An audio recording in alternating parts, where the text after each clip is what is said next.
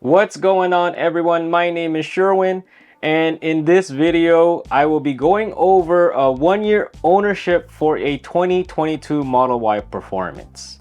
I took delivery back in August 31st, 2022. And in this video we're going to have several sections. The first one is how much did I pay for it? Data with efficiency. Cost of charging. Buying a new one versus buying one a year ago. Accessories and mods, fees, maintenance, service and issues, battery degradation, review itself, my likes and dislikes, and so on and so forth. So, how much did I pay for this Model Y? The cost breakdown is pretty much $69,990. Then I upgraded the seats to the white interior, and then I also upgraded the tow hitch. Each is $1,000 extra. So subtotal is about $71,990. And you're probably like, damn, you paid too much. I sure did. I bought it at the time where it was at its highest. But at the same time, I was trading in my Model 3 long range, and it had 31,000 miles. And it had pandemic pricing as far as used cars is concerned. So I'm going to be talking about little things that I did that may have offset this high price. Okay, so a little bit more detail from the documents I have in my profile. The Model Y itself, I paid $39,990. The upgrade to the Performance all-wheel drive is $30,000. That's why it brought it up to $69,990. And then the interior is $1,000, and then the hitch is another $1,000. Pretty much with destination fee and order fee, because apparently it doesn't go towards the price of the car. I always thought that it was towards the price of the car, but it's, I guess you have to pay for it. $73,440. Now, the Model 3 at that point, I had $16,818.18 of equity, and also there was a $750 EV incentive. This is, I believe, what is the CCVRP, California Clean Vehicle Rebate Program. So rather than mailing it out and receiving a check for about $2,000, I think at the moment, they just took $750 right off the bat. Pretty much the total price of the car is $73,440. We have tax calculation of $5,691.60. Way to go, California. Which brings the total to $79,131.60. And then we have these lovely government fees and all that stuff for a total of $800.17, which brings the total to $79,948.60. Basically, after deducting the $16,818.18 of equity from my trade-in of the Model 3 long range, I had to pay $62,130.42. Now, I didn't finance this. We were pretty fortunate that we were able to pay cash, so we just paid cash of $62,130.42. Now, I took delivery in Upland. It only took 2 weeks, and at that time, that was pretty amazing. Especially that I had a hitch, and it's white on white. So that combination is not ordered frequently. So I'm not sure if someone had declined the order or they just really had one ready to go. I'm not sure, because at that time, August 2022, 2 weeks was unheard of. We knew that getting a Performance, you get it a lot quicker, but not 2 weeks quicker. So that's pretty cool. So again, I took delivery August 31st, 2022. Here is the data after 1 year. I've driven the car 20,513 miles. The Trip B computer, I made sure I reset it as soon as I took delivery. That's a tip that I would like to share for you guys. Keep the Trip B as the lifetime counter. As soon as you take delivery, make sure you reset it to 0 and then just leave it alone. Now, for total energy used, I've used 5,117 kilowatt hours, and the efficiency is 275 watt hour per mile. In 2022, according to the app, I used 2,200 kilowatt hours and it cost me $596. And in 2023, all the way up to August 31st, I used 4,588 kilowatt hours and paid $1,369 for it. So pretty much according to the app, total charging cost is $1,965 and I charged 6,788 kilowatt hours. So that's according to the app. That's not actual usage. So there is about a 25% difference between actual usage and what the car calculates as far as actual charging. So total energy used, actual usage is 5,117, but I actually charged 6,788 kilowatt hours. Taking the actual energy used, if we were to plug this in, and here is a screenshot of an Excel sheet. You could pause the video if you want to follow along, but if we were to pay 23 cents per kilowatt hour with the energy use of 5,117 kilowatt hours, it would cost me $1,176.91. So if you look at the sheet, the spreadsheet, you could just go look down there. There's a 23 cents per kilowatt hour, 33 cents, 43 cents, and 53 cents with actual cost. Now, right below it, I have a section called electric based on app, because again, it detects what I actually charged and not used. And so I also have it there by 23 cents per kilowatt hour, 33 cents per kilowatt hour, and so on and so forth. So again, the difference between the two is roughly about 25%.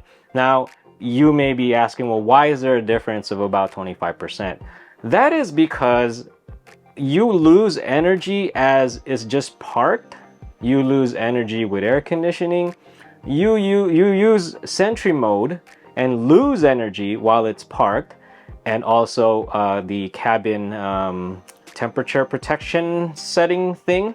So even when you're not driving, the car is always on and you will consume energy. So that's where you would lose energy when you're not actually using the car, because it still uses the energy. There is also just unused charges, I guess, because like right now I'm sitting at like 79% and I charged it to, I don't even remember. But again, it's just the car is always on. You will consume energy, not a lot. So that's why there's that 25% difference, and this is for an entire year that I've been recording data. Now, I've also have a table on the right hand side where I have miles per gallon and gas cost per gallon. So I calculated from $3.50 per gallon all the way up to $5.50 per gallon. I've also calculated miles per gallon from 25 to 30, 35, 40, 45, and 50. Because the size of that car, I'm gonna say you're looking at an average miles per gallon of maybe 30 to 35-ish if you're really driving conservatively. And then you also have hybrid SUVs that can go around 50 miles per gallon. So I have that in the Excel spreadsheet, so go check that out. You could pause the video. I did a video on 1 month usage and shared the data similar to this, and thank you again to those who have responded in the comments. There was a couple of things down there that I learned that now I'm including the actual app recording, just to show that actual money spent versus actual usage, there is a difference. So thank you for all those comments.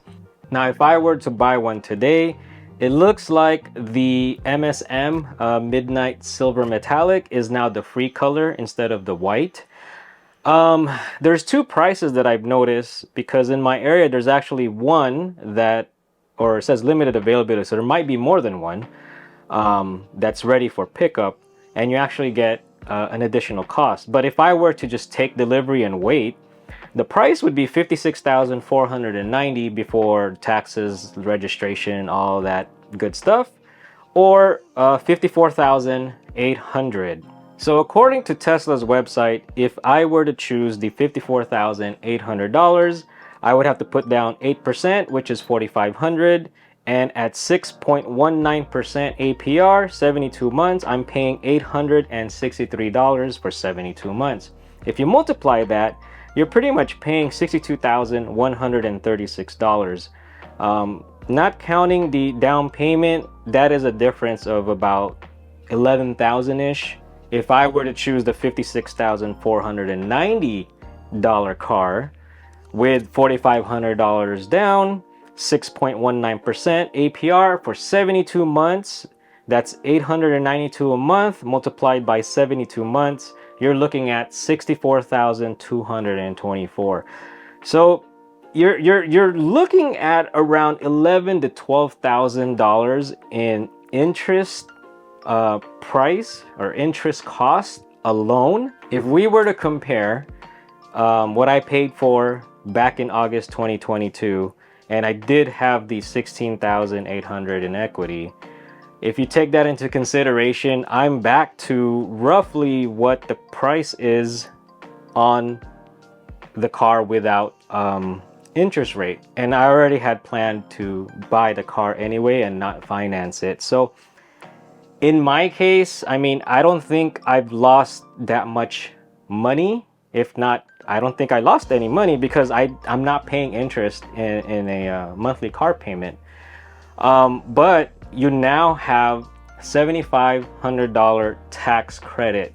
And so the way I look at tax credit is it's a great thing to have, assuming you have that much liability or more, and assuming that that money that you get the credit for, you put towards the car. Now, what do I mean by that? Well, let's just take the lovely Model 3 and everyone in social media just hyping this car up and saying you can get a Model 3 for like right around $30,000, right? Because you also have CCVRP of 2,000-ish. So that's like $9,500 in California. So let's take a $40,000 car and, you know, take 9,000 and then it becomes 31,000. That's where they get that whole 31,000 for a Model 3. I could understand the $2,000 rebate because it's cash, but how many of you out there are gonna do this? So you buy the car for $40,000 and you finance it. And let's say your monthly payment is $800 for 72 months.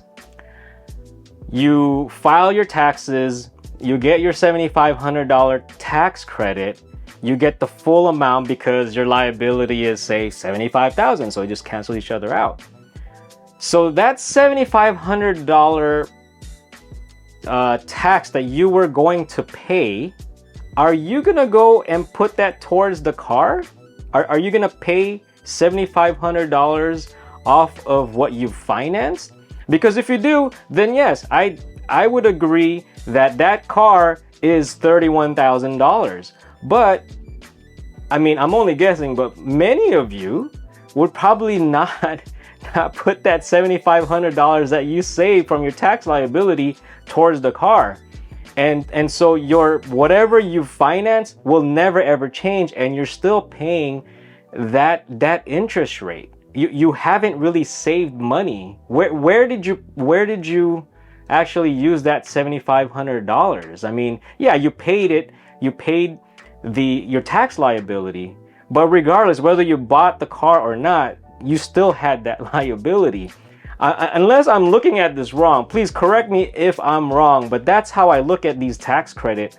And that's why I tend to not really like seeing those people hyping it up, Model 3 for 31,000, Model 3, you know, like if you were to take that $7,500 tax credit and somehow have it in the bank instead of paying that liability, and you use it towards the car, then yes, the car is just above $30,000. But if you don't, in my opinion, it's still whatever you paid for it. Yeah, it kind of sucks that I didn't get the $7,500 tax credit, but regardless, at the time of purchase, it wasn't the decision-making thing, like, oh, I'm gonna buy the Model Y Performance because I'm getting the tax credit. I would have bought it with it or without it. But here's the thing. Had Rivian announced that they were gonna get into the North American charging standard, the NACS, I would have probably bought a Rivian R1T instead of a Model Y Performance. And I think, if I'm not mistaken, the Rivian quad motor was still around 69,000, or maybe it's a little bit more if I configured it the way I want. It was probably going to be like 75 to 77,000. So it's probably be about $8,000 more. And I don't know if they had more tax breaks on that or tax credit. But anyway, that was really the car, the truck that I wanted. But what made me stay with Tesla is the supercharging network is just insane compared to anything else. So I wasn't gonna get stuck paying, you know, a $75,000, $80,000 car with a crappy charging network. Had they made that announcement though earlier, I probably would have went with the Rivian truck instead of the Model Y Performance. Now, on the data that I've been sharing with you, I do charge a lot in supercharging, and that's because the rate is a lot cheaper than it is charging at home. And I do have solar, so my data does not include my solar generation or anything. So I'm just looking at it as I'm just paying straight up for electricity, no solar offset or anything like that. So the other things to consider if I were to buy one now versus what I bought back in August. So again, it is a Midnight Silver Metallic. That is the free color. That is not a multi-coat paint. So the only multi-coat, unless they've changed it recently, is white and red. And so back then, white was the free paint, and it also comes with multi-coat. Regardless, I always pick the free color. I mean, I do like the white exterior paint, but on top of that, it is free. Rather than pay additionally for paint, I'd rather put that money towards a wrap, because there's so many white Teslas out there that I would rather modify the exterior color and look. So there's also no ultrasonic sensors, and they are on hardware 4 for the cameras. You can look at it as good or bad. The brakes are no longer Brembo, but Mando brakes. I'll link in the description below on an article that discusses that. If I were to pick between the two, now or before, I still like my Model Y from 2022. Now on to accessories and mods. I do have a video of accessories for the Model Y and Model 3. If you haven't checked that out, please check it out. But I have screen protector on the screen and a pry bar tool for my hitch cover. And that cost $37.68. There is a center console organizer that I got for $22.29. Kuat Transfer V2 bike rack. That is $449.99. I don't know what it is with tax. And then I am a member at REI, so the assembly and installation only cost 16 bucks. I also have jaw jut mud flaps. Some of you have suggested it, and that's what I got, $36.99. I have Tesla all-weather liners. It should be $225, but I got it for free because I inherited it from Abby's older Model Y 7-seater that we sold after we took delivery of our Model X. The tint is 3M crystalline. I got the front windows at 50%, rear windows at 40%, and then the rear trunk 40%. That was $500. And then windshield tint, it was supposed to be $400, but I did a sponsored video. If you haven't checked that out, go check it out. But 70%, also 3M crystalline. And then the MyQ subscription. So MyQ is software-based garage opener. Our garage opener does have a MyQ like adapter on there. So we bought a 5-year subscription for $179. Apparently, because I tweeted MyQ about having multiple vehicles, you can actually have multiple vehicles connect to that subscription. I didn't know that. I haven't tried. I'm planning to do a video of that, so I might do it then.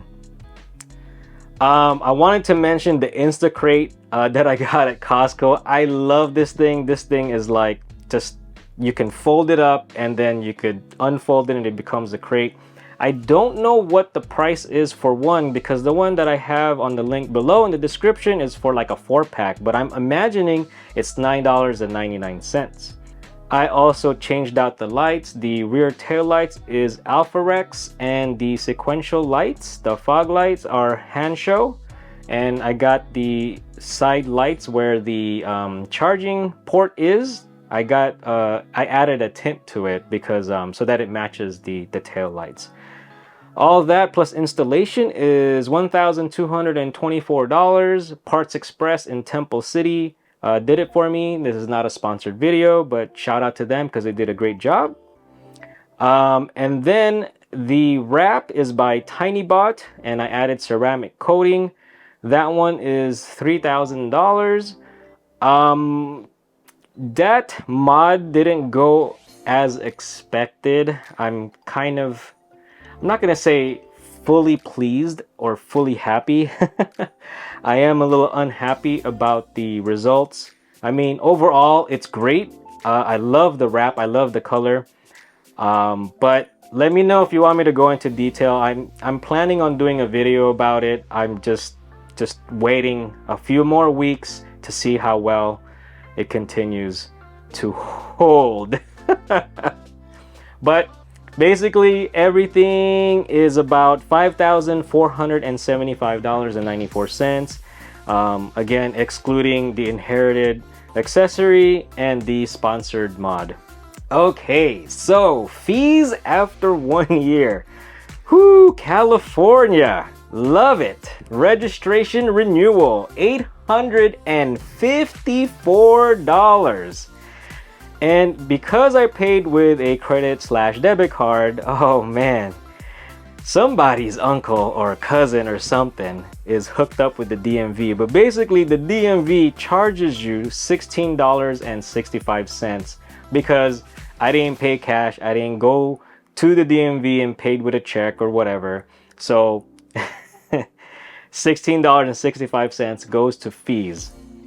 I also got a carpool sticker. I think it's the yellow one, back in 2022, and it expires 2025. It basically allows me to be in the carpool lane or HOV lane, even though I'm just one person.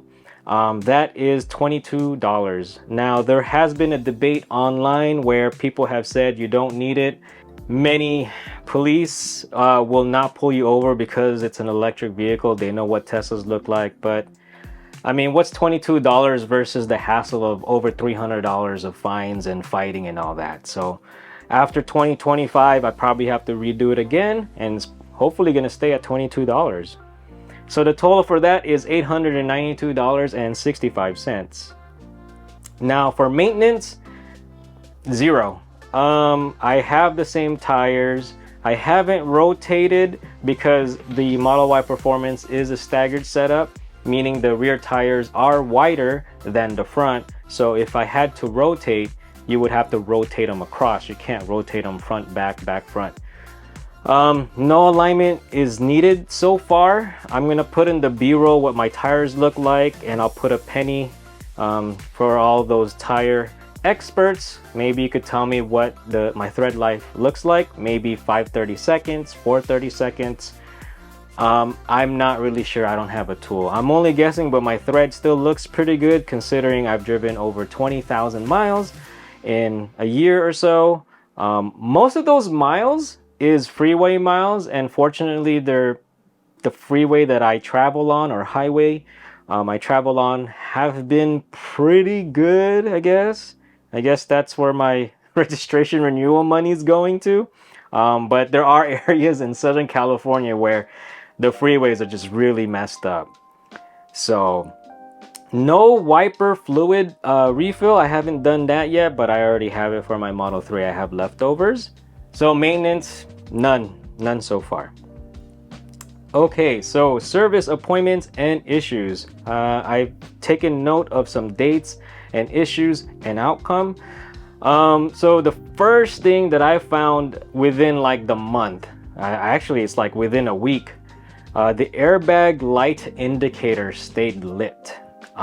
So at first I thought it was just like a glitch or something, but then after, some time I was like, this doesn't seem right.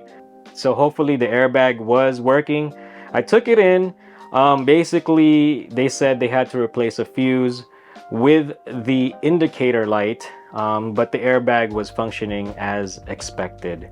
Now, I had to bring it back that same day because while I was supercharging, after I picked it up, because they don't charge the car while they work on it, I noticed the center console side panel next to my right leg wasn't closed all the way.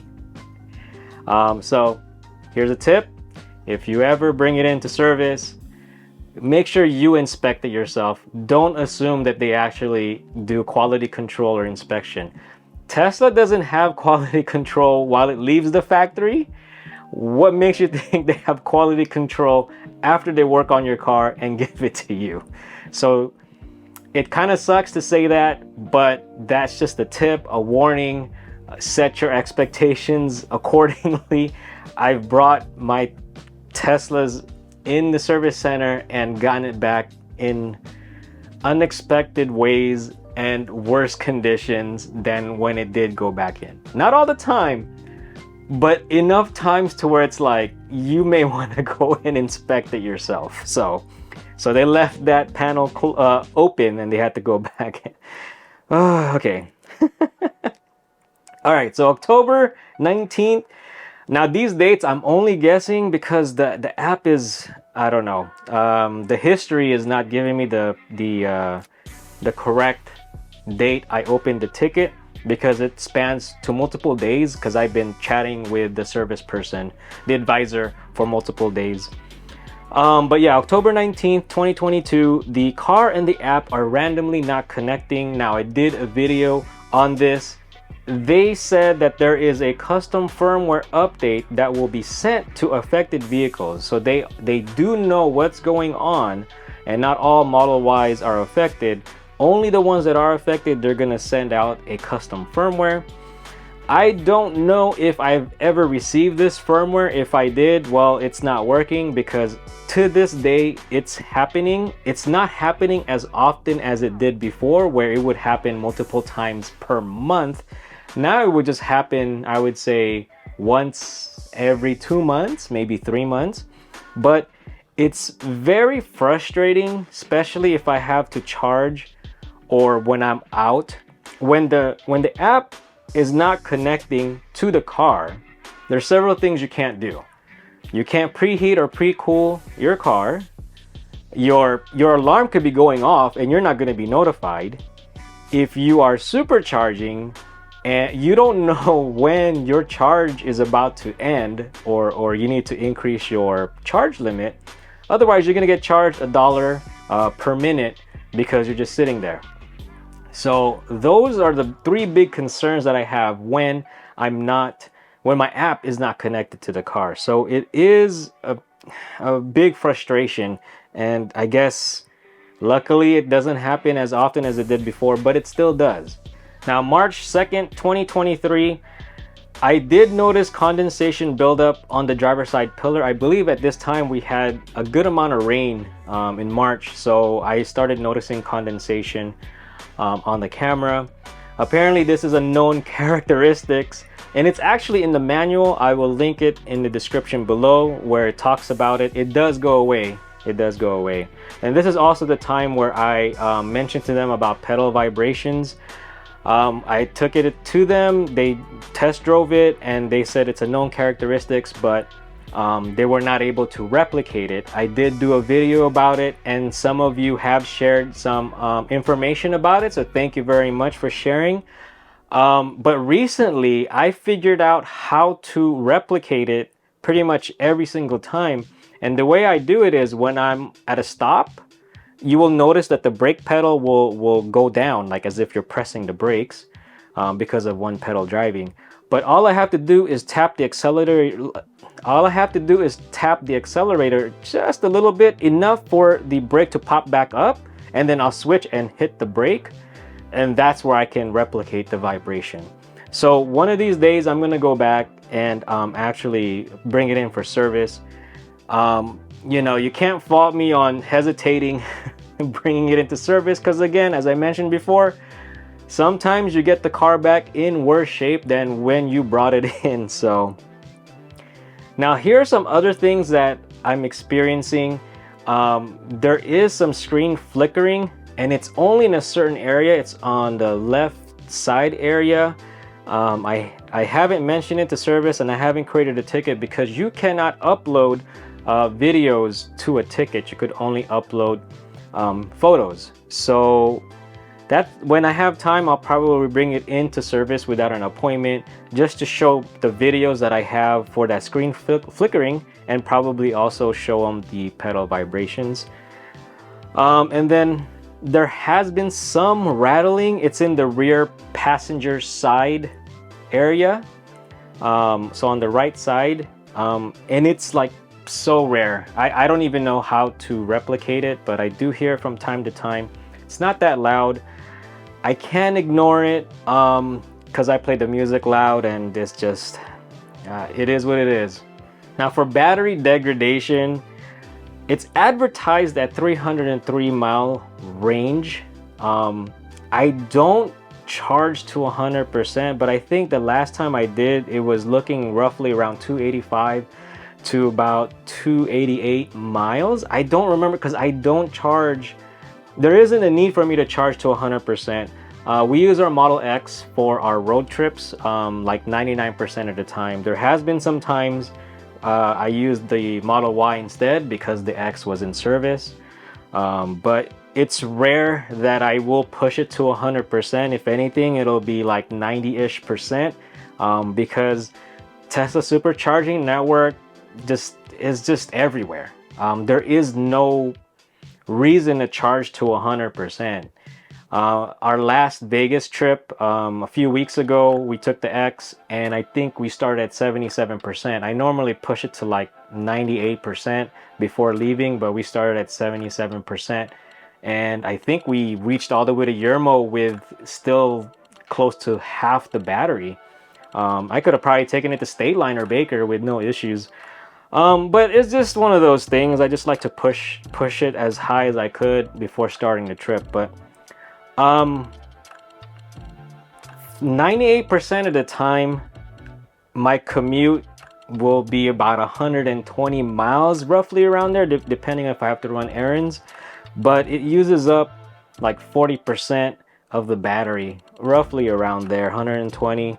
So let's just say, yeah, it's about 280 at 100%. I don't know. Honestly, I'm not gonna go into detail about this because the range that I'm getting is enough. Sure, I paid for this or that, but I'm not gonna drive it at like 55 miles an hour, don't use the AC just to get the 303 mile range. Like, no, I'm not gonna do that, to be honest with you. So so that's why this section I can't really give you much information about, because I just ignore it. I know it works for what I need it to do, and I'm happy with it. All right, so here are some likes. The Model Y performance is very fun to drive, and not to say that our previous long range was not, but I just much prefer the performance over the long range, especially the 7-seater long range, because man, I think that was just a waste of money for us. But if you want me to get into how I feel about the 7-seater long range, let me know and I'll make a video about it. I love it because it's spacious, comparing to the Model 3 long range, which was my previous car. I love the hatchback. But as far as space between the two, you'd be surprised how big the Model 3 really is. It's pretty big for what car it is. I mean, it's great, but I like being able to sit higher and I like the hatchback more. So I feel that there's more utility for what I use it for than what I had with the Model 3. That's why I traded in the Model 3. Well, one of the reasons. It has track mode, but I haven't tried it yet, but it's there. They finally unlocked it in one of the updates. I think it was during Christmas time. The Model Y performance, one of the biggest reasons I got the performance and paid more for it is because it just looks great. You don't have to do anything and already it looks great. It sits 1 inch lower than the long range. I like the wheels, 21 inch Ubertine wheels. The red calipers, yes, I could paint the calipers, but I'm not gonna do that. That's why I got the performance and the carbon fiber spoiler. If I left it alone, it actually looks dope. I love it, but I wanted to just wanted too many white Teslas, so I had to do a little bit of changes here and there. But even if I didn't, I just love the way the performance looks. And also, if you were gonna get a long range and upgrade to the wheels, you might as well just jump into the performance and get all the other stuff. So that's just my opinion. All right, so for the dislikes, it's kind of obvious on one of them. It's less efficient than my Model 3 long range. So I guess it's not really a dislike, but kind of like, duh, of course it is. But then the other two, which could be solved based on what we saw with Project Highland Model 3 refresh, the ventilated seats. There are no ventilated seats. And then whenever I have to switch between my Model Y and Model X, I get confused because I'm thinking I'm still in the Model X, but I'm really in the Model Y. What do I mean by that? Well, there's no stocks on the Model X. So I was trying to swipe to drive or swipe to reverse, and the Model Y doesn't do that. Also, whenever I get in the car, I push on the brake pedal, thinking that my door would close. I did an Instagram reel on this, and people just didn't get what my video was. The people who did understand my video own a Model Y or a Model 3 and a Model X. So everyone else is like, duh, close the door. Like, no, you're not getting my point. But yeah, so just some confusion whenever I have to jump between the X and the Y. But again, if you have checked out Project Highland, a lot of these, except for pressing on the brake and the door closing, have been added to the Model 3.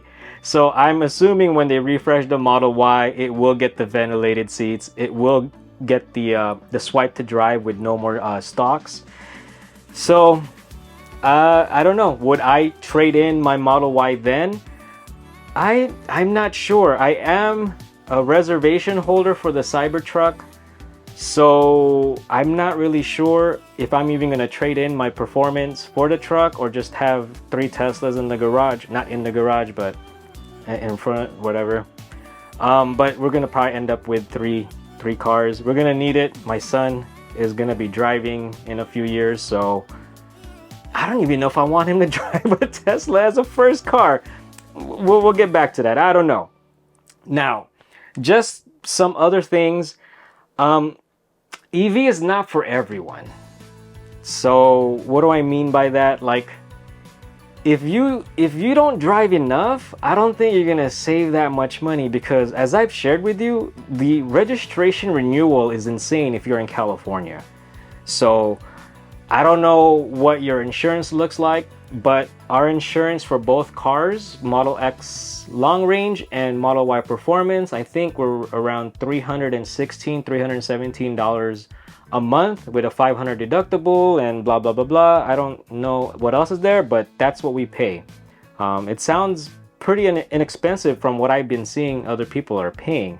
So Your insurance may go up, I don't know, but mine went up.